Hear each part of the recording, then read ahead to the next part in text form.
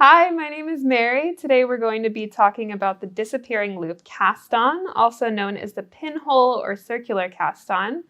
This cast-on method allows you to cast on a small number of stitches and join in the round, usually with rapid increases immediately afterward, and draw the cast-on edge closed using the tail.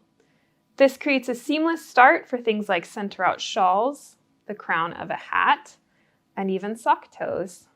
You'll start by making a loop of yarn about 1 inch in diameter with the ball end crossing over the tail end, using your fingers to secure it by pinching where the yarns cross, and leaving the ball end to trail to the right and the tail end to trail to the left.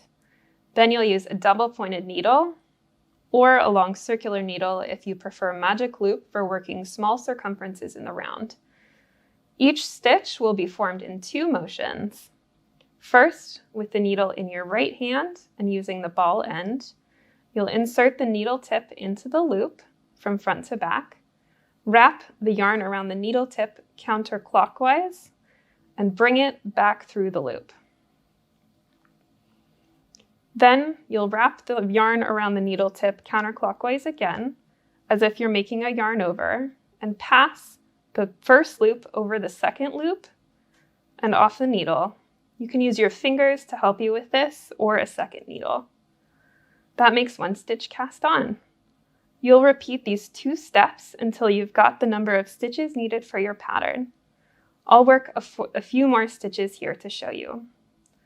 So you'll put the needle through the loop, wrap the yarn around and bring up a loop, then wrap the yarn around again and pull the first one over.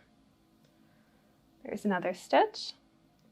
Bring it through the loop, pull up a loop, wrap the yarn around, and then pass it over.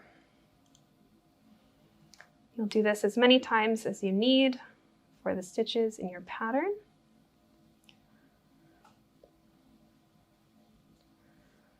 Sometimes folks use a crochet hook for this as well, since it grabs that second loop pretty easily.